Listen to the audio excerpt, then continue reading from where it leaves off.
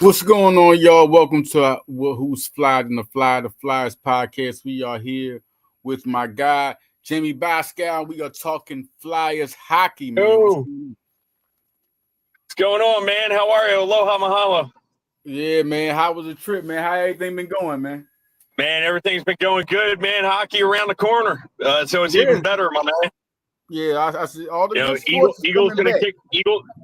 Eagles gonna kick some butt. Flyers gonna do the thing. Yeah, gonna be a busy week with that, man. It's gonna be crowded out here on Broad Street when that game come out. Absolutely, no question about that. First subject we're gonna talk about is one of my more important ones. Dan Vladar, because the goalie is always a topic. It's always a topic, and a lot of people just wanted to see something big. Wanted somebody with a bigger name, probably, but don't really recognize how good Vladar really is, man. I mean, and we're talking about looking at here, Vladar. We got the right here. Take a peek under the hood. 6'5". Vladar numbers are much more intriguing. According to the natural stat trick, at 5-on-5, he's tied for 15th in the NHL with Serge Bobrovsky and Sorokin with a 919 save percentage. Excuse me, just one moment. Yeah, no problem.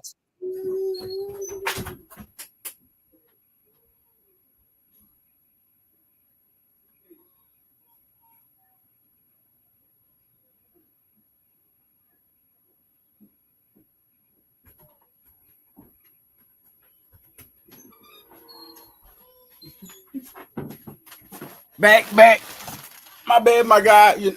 Dan Vladar is a good goalie here. I mean, you got two guys. You got Samuel Ersson, and you got him. Backup goalie. And we're here on Who's Fly to the Flyer, and we're talking about what could be a problem. When they say he had 919 save percentage among goalies that played 1,000 minutes. He also had the 18th best goals save percentage, average at 5-1-5. So we're really talking about a guy that just needs the time. What do you think specifically seeing him play with Calgary? Good. I think he's a solid. I think he's a solid backup, and if the Flyers can have him as a solid backup, then I think he could be intriguing. The problem is that my thing is that Samuel Ersson hasn't been able to stay healthy, and really, I think the season lies on his shoulders. I hate to say that because I hate depending on one guy.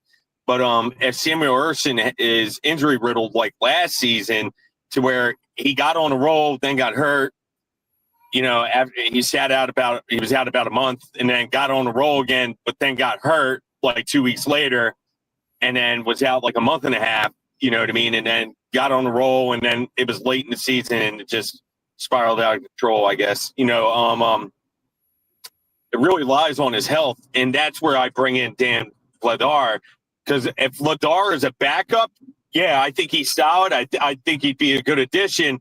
But if he's used as a starter, I don't think he could be a mainstay starter per se. They can't rely on him, for 10, 15 games, carry the team and hope that Ersson would come back healthy and stuff. I just don't know if he's, pinned in that role. But as a backup, I think he's a good addition. I really do. I think he is an underrated addition.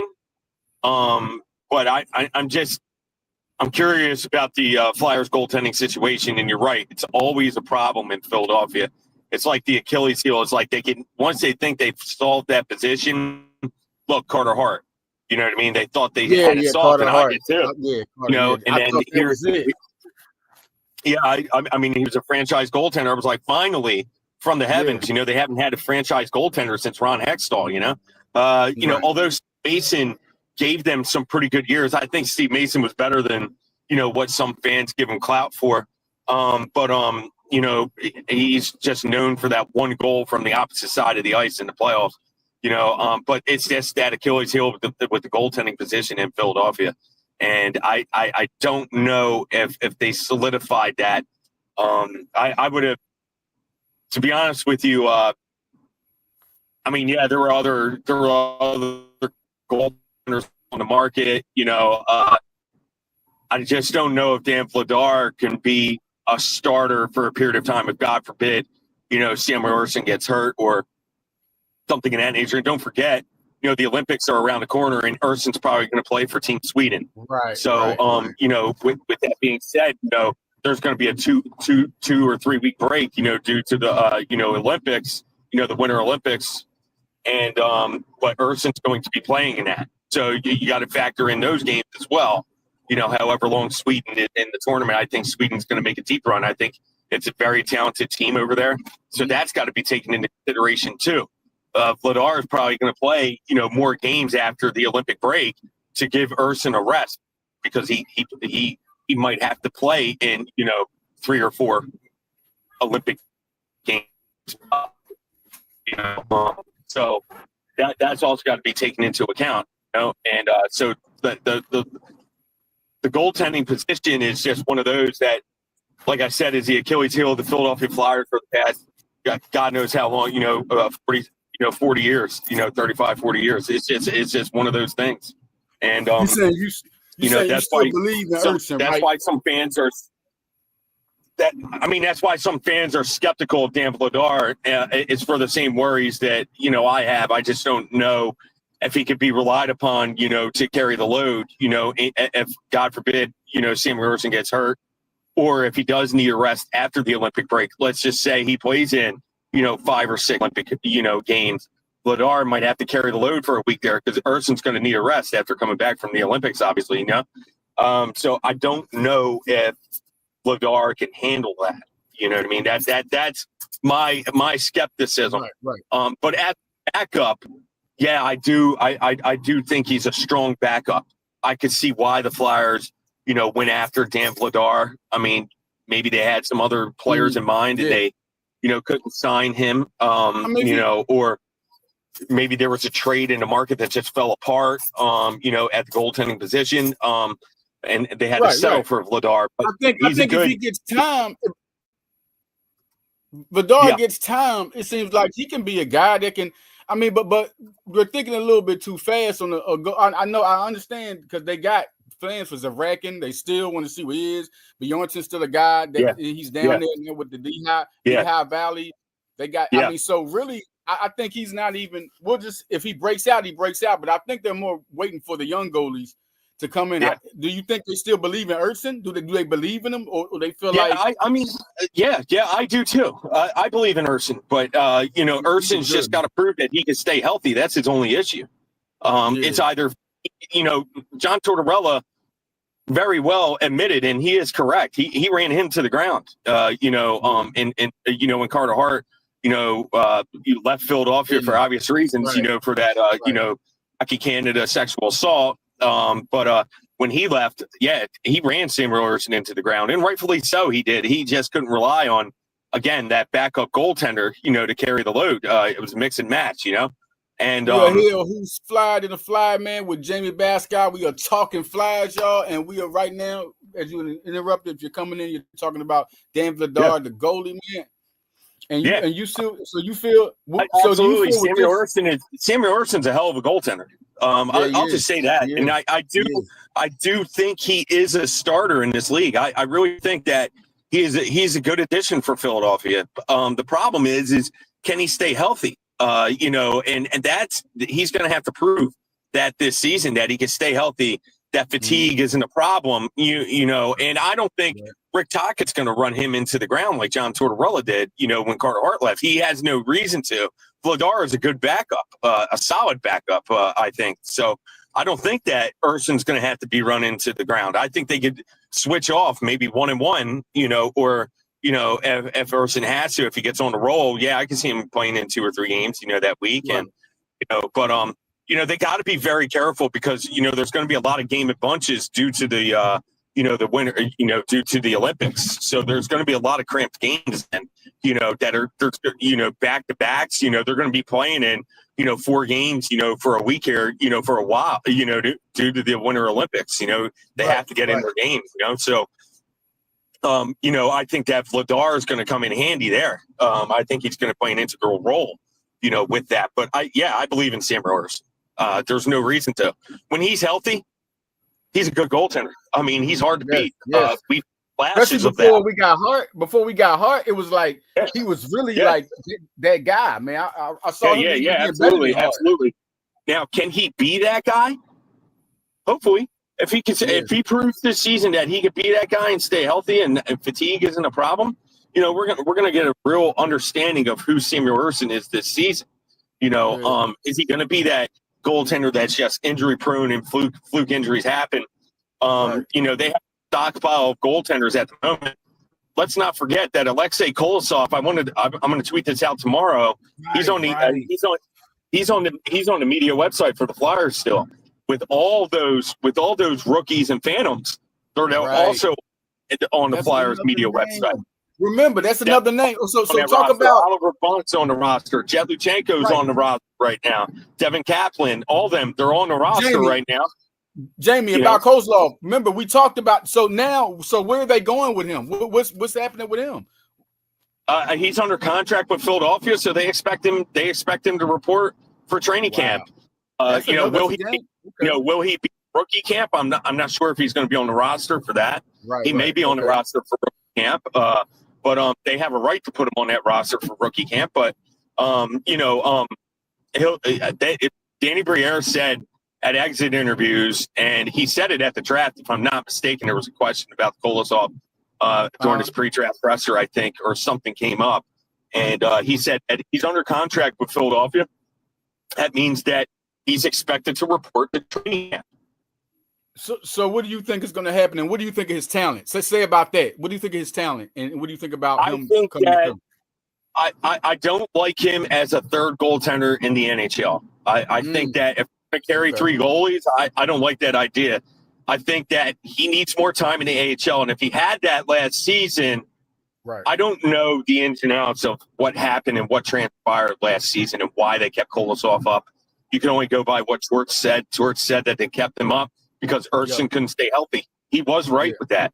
Ersson could not stay healthy, and if let's say they sent Kolosov back, you're only sending him back for 3 days, and Ersson got hurt again.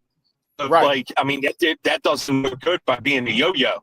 So in that retrospect, I understand why he was up for a period of time there, for a large period of time. And because, they were left off and Alexei Kolosov got hurt. So I can understand why they kept him up.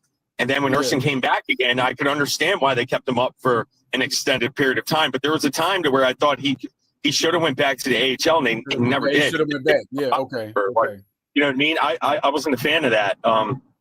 Because he needs seasoning. He's not Ilya Sorokin. He came up too fast. He came up, You know what I mean? They're just not that. He's not that good of a player. Of the players of those caliber, and that's okay. We don't need him. The Flyers don't need him to be that yet.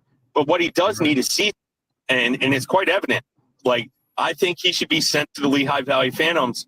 He comes to training camp. They already have their quasi 1A, 1B, with that being Ersson Vladar. There's no reason to keep Kolosov up. There's no reason to keep Fedotov up. Waive Fedotov, let him go to Lehigh, get some reps. Send Kolosov back to the AHL.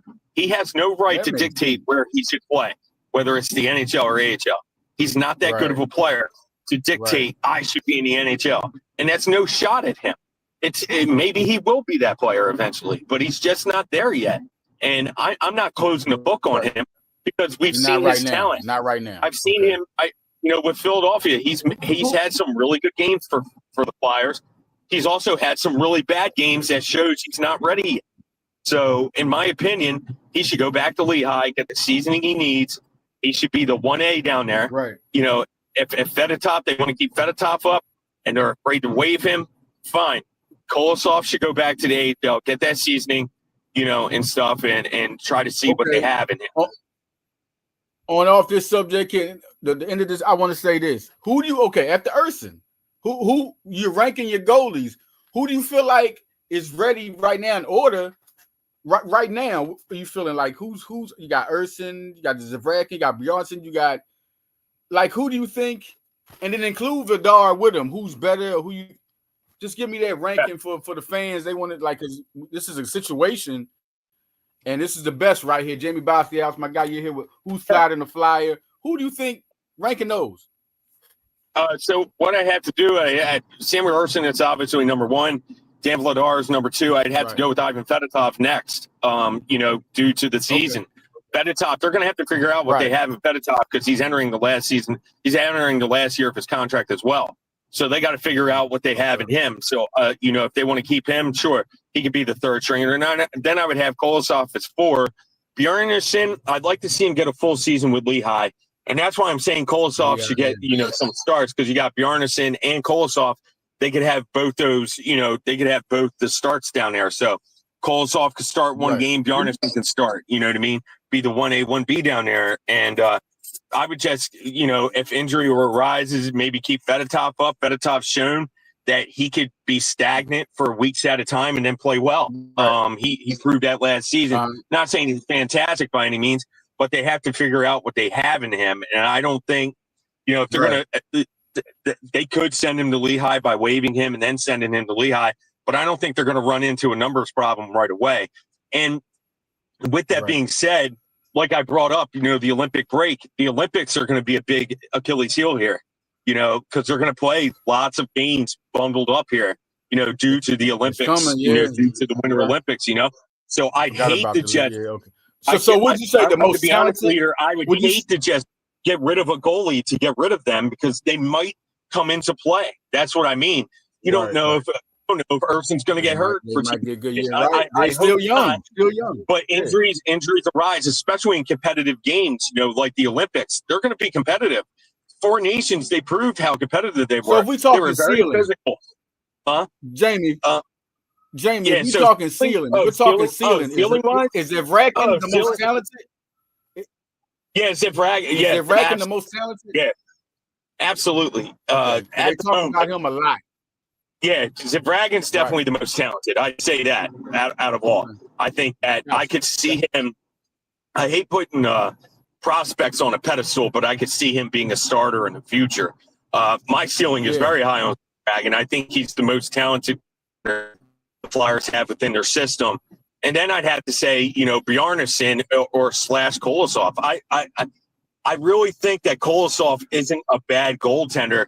I just think that he needs seasoning. He's got the talent, it appears. He just needs to put it all together, and all that together is playing time.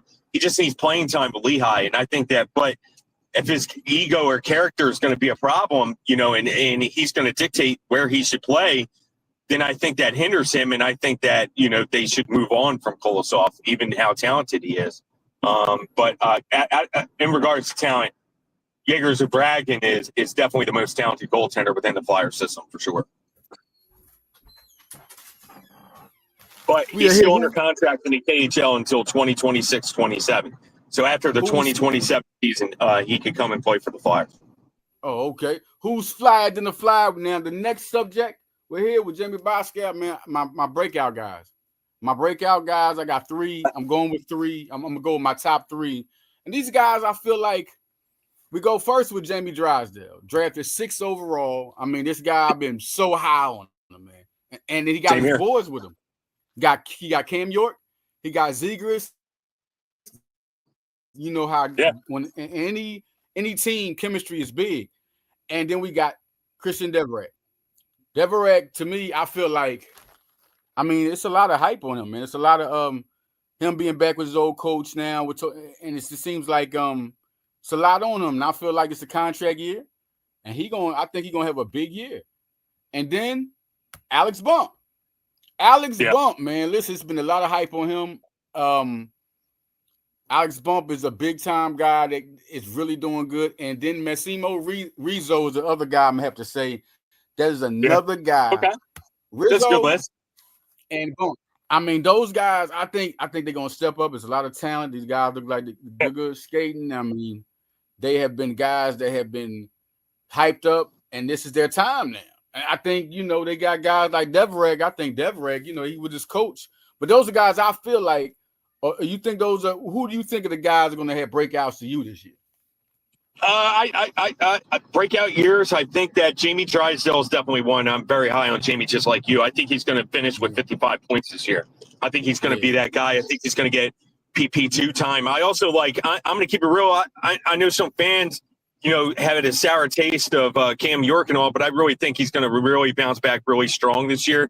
I think he's going to get a big opportunity on as a quarterback one. I'm big on so York too, I think that he's going to break. I think that I expect good seasons from Mafi Mitchkov, so I'm not even going to say. I think he's going to finish with 70 points. 35, 35, but I'm not putting him in there. I'm not putting Trevor Zegers there. I'm not putting Owen Tippett. I think he's going to have a good year too. All those guys. But in terms of another player, I think that is going under the radar. I really think that Noah Cates has really opened my eyes. He's ready for that next step for captaincy. I think he's really got to be mentioned. He's so underrated in terms of his leadership. I think that Noah Cates is one hell of a player. It's easy to say Tyson Forrester. It's easy to say Bobby Brink, or something of that nature. Right. But Noah he already Cates had a breakout. He already broke out. Dude, I'm really very, very high on Noah Cates. I think that he could very well, I'm not saying he is, but he could very well wind up being the next captain of Philadelphia. He's that type of player. That's what he reminds me of, in terms of leadership wise. But in terms of prospects, I'd say Alex Bump, just like you said. I'm high on Nikita Gebrekin. I think that he's going to play an integral role here at some point. But there's one prospect that doesn't get mentioned. There's one prospect that doesn't get mentioned that I think needs to. Ethan Sampson. He had a phenomenal year last year for Lehigh. He had a career season last year for Lehigh. Oh yeah. He played right. He played both right and left. But he had a breakout year last year, and he doesn't get enough. In my opinion, he doesn't get enough publication for it. Ethan Sampson needs to be, written down as part of the group. There's Helge Grans people are high on, which for good reason. But I'm high on Ethan Sampson. Like this kid has shown flashes. Right. He's played quarterback one with the George Cougars. I've seen his name float across. Man, I tell you, he's going to be a special player this year for Lehigh, and I wouldn't be surprised at some point that he gets a call from Snowden. Snowden says, "Hey, call him up, man." That's why I was happy that Snowden was named as head coach, because there's familiarity there with some of the players, and I think that Ethan Sampson doesn't get enough publication. He doesn't get enough notoriety, and more people need to start talking about this young man for sure. Right here, two big names here. Who's fired in the fly? Noah Cates had 16 goals, 21 assists. Definitely a guy to watch out for. That's one of those guys. Darn right. Ethan Sampson, I've been hearing his name. I've been hearing Ethan Sampson's name, and he'll be in Lehigh this year. It's some good defensive men. It's some good. Oh yeah, like Oliver Bunk. Right. I'm waiting on Oliver Bunk. I'm waiting on Bunk. I am too, but he's going to take time. But at least the Flyers have time to develop him appropriately. There's no reason to rush. There's no reason to rush Oliver Bunk. They have Ethan Sampson. They have Helge Grans. You have Emil Andre. You have Adam Jennings. They big on Grans. They big on Grans. On in terms of some defensemen that they could call up within a punch. And Ethan Sampson, I'm telling you, he's gonna be a special player this year for Lehigh. He's my breakout player of the year. I'm gonna do more homework on breakout player. My breakout player of the year, because I already thought he broke out last year, is Ethan Sampson. The Lehigh. Yeah, damn right. I got you. One thing to say here on that, listen, Denver Barkey's another guy I love it. Another guy I like watching. But and you should. It's a lot. They're big on grinds, but I wanted to ask you about one guy, and it's good you bring up defensive. Hunter McDonald. Like, what are they going? Are they going to? Is this an enforcer? Are they going to bring him up? They got. Are they even going to bring him? He should be on the team, right? He should be on the roster. He's a polarizing figure for sure. The Flyers love his physicality. They love his size. Right. If he could put everything, if he could put everything together, I still think he needs more time. In my opinion, I don't think he had a good year at all last season. I thought his team was average at best. In my opinion, that's just my personal opinion. He stuck out and was like, oh man, he's shown flashes of it. But I don't see him as that. I see him as a beat you up person. Beat you up. I want more consistency from Hunter McDonald before I'm like, oh yeah, he should claw in here and make the team. You know, training camp comes in preseason. He seems to sort of, I hate to say this because and I'm not saying that for any reason. He's a prospect. So each prospect develops at their own time. And I'm not saying he's not going to be, but he disappears a bit. And I think that he needs to show his face more in training camp. He needs to, bang some bodies. That's what the Flyers want to see. They want to see in the preseason, bang some bodies. You know what I mean? Right. Stand some players up. Stand some players up at the blue line, not necessarily contribute offensively, because you know what, they'll have some offensive defensemen. Like I mentioned, Ethan Sampson doesn't get notoriety for that. Helge Grans, from time to time could chip one in, but you're expecting Jamey Drysdale to be a good, offensive defenseman. You expect Travis Sanheim to throw in some consistency there. Cam York to add, offensively. Sanheim. They don't necessarily need Hunter McDonald to say, oh, man, we need that goal or we need this assist, from Hunter McDonald. No, just stand a player up at the blue line. Make it tough. Make it hard for players to enter the Flyers zone. That's where the Flyers have gotten soft at, over the course of as the season wears on. You notice towards the tail end of the season, players just enter the zone with ease against Philadelphia. And that, their first half of the season is really a good part of their season. And then it just falls off. And yes, that's playoff material teams. The ice gets smaller. I get that. Well, make it smaller too. Make it harder to enter their zone from the time. That's what I want to see from Hunter McDonald. Use your size to your advantage. You're not going to be in the NHL because, oh man, you potted 20 to 25 goals and added, 25, 30 assists, that you possibly won't get that from Hunter McDonald. But what you can get is physicality. Make it tough on some people. Bang that body. Hey, you want to come in our zone? Boom, I'm hitting you. You want to stand in front of the net, you're going to pay the price. You know what I mean? And, that's where it becomes tough, and that takes its toll on players too. You give the more ice you give some of these talented players like Connor Bedard, Carter Gauthier is very talented as well. I hate to say that, but you give some of these good players, really good players, ice. What's going to happen? They're going to pop one or two. Give Mason McTavish some ice. See what happens. Yeah, he's unsigned with Anaheim, but you give Marco Rossi some time. See what happens. Give some of these really talented players time and ice. Look what happens, man.